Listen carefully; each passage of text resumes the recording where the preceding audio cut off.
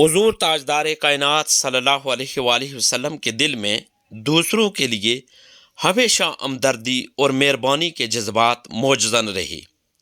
اس مسئلے میں آپ صلی اللہ علیہ وآلہ وسلم کے نزدیک اپنے، بیگانے، آزاد اور غلام کی کوئی تمیز نہ تھی۔ آپ صلی اللہ علیہ وآلہ وسلم اکثر فرمایا کرتے تھے، میرے سامنے دوسروں کی ایسی باتیں نہ کیا کرو جنہیں سن کر میرے دل میں ان کے متعلق کوئی کدورت پیدا ہو جائے، کیونکہ میں چاہتا ہوں کہ میں سب سے صاف دل کے ساتھ ملوں۔ ایک مرتبہ حضرت عبداللہ ابن مسعود رضی اللہ تعالی عنہ نے دو افراد کے متعلق آپ صلی اللہ علیہ وآلہ وسلم کو کوئی شکایت پہنچائی۔ یہ سن کر آپ صلی اللہ علیہ وآلہ وسلم کا چہرہ مبارک سرخ ہو گیا، اور آپ صلی اللہ علیہ وآلہ وسلم نے حضرت عبداللہ ابن مسعود رضی اللہ تعالی عنہ کو کنایتاً فرمایا کہ اس طرح کی باتیں مجھے نہ پہنچایا کرو۔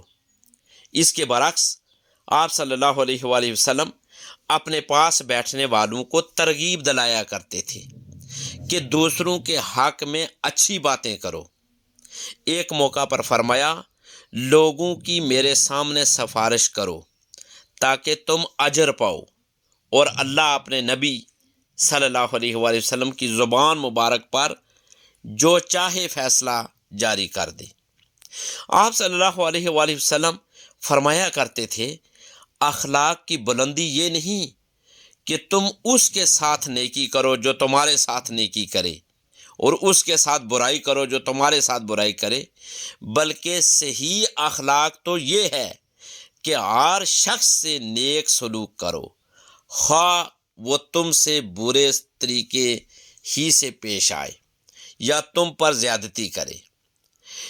اسی بنا پر آپ صلی اللہ علیہ وآلہ وسلم کے نزدیک نیکی کا مفہوم ہی حسن خلق، یعنی دوسروں سے اچھا برتاؤ تھا۔ آپ صلی اللہ علیہ وآلہ وسلم نے فرمایا، ایمان کی تکمیل اخلاق اور طرز معاشرت کی تکمیل کے بغیر نہیں ہو سکتی۔ تم میں وہی بہتر ہے جس کا اخلاق دوسروں سے اچھا ہو۔ آپ صلی اللہ علیہ وآلہ وسلم کے نزدیک ایک حسن خلق سے مراد چہرے کی بشاشت، اچھائی کا پھیلانا اور لوگوں سے تکلیف دہ امور کا دور کرنا ہے۔ صرف یہی نہیں، آپ صلی اللہ علیہ وآلہ وسلم اس جذبے کو پورے معاشرے میں رواں دواں دیکھنا چاہتے تھے۔ ارشاد تھا، تم اس وقت تک مسلمان نہیں ہو سکتے جب تک دوسروں کے لیے بھی وہی پسند نہ کرنے لگو جو خود اپنے لیے پسند کرتے ہو۔ حضور علیہ الصلوۃ والسلام نے ایک موقع پر ارشاد فرمایا، ایک دوسرے پر بغض و حسد نہ کرو، نہ ایک دوسرے سے روگردانی اختیار کرو، اور نہ ایک دوسرے کے اندرونی معاملات کی خواہ مخواہ ٹو لگاؤ، اور اے اللہ کے بندو سب بھائی بھائی ہو جاؤ۔ یہی وجہ تھی کہ صرف مسلمان بلکہ غیر مسلم بھی، یعنی نہ صرف مسلمان بلکہ غیر مسلم بھی آپ صلی اللہ علیہ وآلہ وسلم کے در دولت سے پوری طرح مستفید ہوتے رہے۔ حضرت ابو ہریرہ رضی اللہ تعالی عنہ کی روایت کے مطابق رسول اللہ صلی اللہ علیہ وآلہ وسلم نے فرمایا، کسی مسلمان کے لیے جائز نہیں کہ وہ اپنے بھائی سے ناراضی کی وجہ سے 3 دن سے زیادہ قطع تعلق کرے۔ اگر ناراضی کی حالت میں اسے موت آ گئی تو وہ جہنم میں جائے گا۔ حضور تاجدار کائنات صلی اللہ علیہ وآلہ وسلم دوسروں سے معاملہ کرنے میں ہمیشہ دوسروں کے جذبات کا احترام فرماتے اور کبھی کسی پر زبردستی اپنی مرضی مسلط نہیں کرتے تھے۔ ام المومنین حضرت عائشہ صدیقہ رضی اللہ تعالی عنہا جب آپ صلی اللہ علیہ وآلہ وسلم کے عقد میں آئیں، ابھی نو عمر تھیں، اس عمر میں کھیل کود کی طرف ان کے فطری میلان کا آپ صلی اللہ علیہ وآلہ وسلم کو بخوبی احساس تھا۔ اس بنا پر آپ صلی اللہ علیہ وآلہ وسلم نے ام المومنین حضرت عائشہ صدیقہ رضی اللہ تعالی عنہا کو اپنے کھیل کود کے مشاغل جاری رکھنے سے منع نہ فرمایا۔ خود ام المومنین حضرت عائشہ صدیقہ رضی اللہ تعالی عنہا فرماتی ہیں، میرے ساتھ کھیلنے کے لیے میری ہم جولیاں میرے گھر آ جایا کرتی تھیں۔ جب آپ صلی اللہ علیہ وآلہ وسلم تشریف لے آتے تو وہ باہر نکل جاتی، جب آپ صلی اللہ علیہ وآلہ وسلم تشریف لے جاتے تو پھر چلی آتی۔ حضور تاجدار کائنات صلی اللہ علیہ وآلہ وسلم کی ساری زندگی وہ قیامت تک کے آنے والے وہ لوگوں کے لیے ایک نمونہ ہے، کامل نمونہ ہے۔ ہم پیارے آقا صلی اللہ علیہ وآلہ وسلم کی زندگی اور آپ کی سنتوں پر عمل کر کے ہم اس دنیا میں بھی آفٹر ڈیتھ جو ہمیشہ والی زندگی ہے اس میں بھی کامیابیاں سمیٹ سکتے ہیں۔ آپ صلی اللہ علیہ وآلہ وسلم اپنے جان نثاروں کے جذبات کا اس حد تک احترام فرماتے تھے، ارشاد تھا، میں نماز لمبی کرنا چاہتا ہوں مگر پیچھے سے مجھے کسی بچے کے رونے کی آواز سنائی دیتی ہے تو اس کی ماں کا خیال کر کے نماز مختصر کر دیتا ہوں۔ لوگوں کی مشقت اور تکلیف کا خیال کر کے آپ صلی اللہ علیہ وآلہ وسلم نہایت مختصر واز فرماتے۔ جب کسی کو بطور حاکم مامور کر کے کسی جگہ بھیجتے تو فرماتے لوگوں کو خوشخبری دے کر اسلام سے مانوس کرنا اور انہیں ڈرا کر انہیں اور دمکا کر انہیں متنفر نہ کرنا، ان کے لیے آسانی پیدا کرنا، مشکل پیدا نہ کرنا یا مشکل انہیں نہ بتانا۔ ارشاد ربانی ہے، اور جب کوئی احترام کے ساتھ تمہیں اس سلام کرے تو اس کو اس سے بہت بہتر طریقے کے ساتھ جواب دو، یا کم از کم اسی طرح۔ اللہ ہر چیز کا حساب لینے والا ہے۔ آپ صلی اللہ علیہ وآلہ وسلم ہمیشہ دوسروں کے متعلق حسن ظن رکھتے تھے، اسی بنا پر آپ صلی اللہ علیہ وآلہ وسلم کو کسی سے کوئی ایسی بات سننا گوارا نہ تھی جس سے آپ صلی اللہ علیہ وآلہ وسلم کے دل میں کسی کے خلاف کوئی قدورت پیدا ہونے کا احتمال ہو۔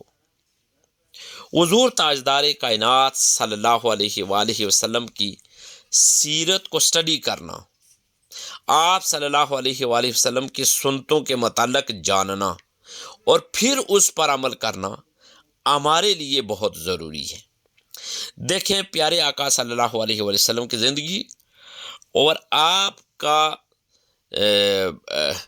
جو آپ نے سسٹم دیا، جو نظام دیا، جو دین اسلام کی تعلیمات آپ نے دی، وہ ہمارے لیے مشعل راہ ہیں۔ اور ہم اگر پیارے آقا صلی اللہ علیہ وآلہ وسلم کی سنتوں کے مطابق، قرآن کے مطابق اور اسلام کی سنہری تعلیمات کے مطابق اگر ہم زندگی گزاریں گے تو اللہ تبارک و تعالی ہمیں اس دنیا میں بھی کامیابیاں عطا فرمائے گا اور آخرت میں بھی۔ دیکھیں قرآن مجید فرقان حمید کی میں بات کر رہا ہوں، جو پیارے آقا صلی اللہ علیہ وآلہ وسلم کے قلب اطہر پر اترنے والی کتاب ہے۔ دیکھیں ایک چھوٹی سی سورت ہے، سورہ اخلاص۔ دیکھیں ویسے تو قرآن مجید فرقان حمید کا ایک ایک حرف باعث برکت اور باعث سعادت ہے۔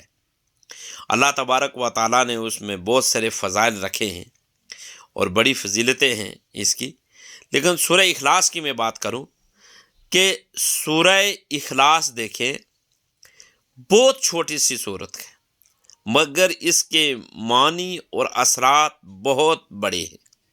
اس میں اللہ تعالیٰ کی توحید بیان کی گئی ہے۔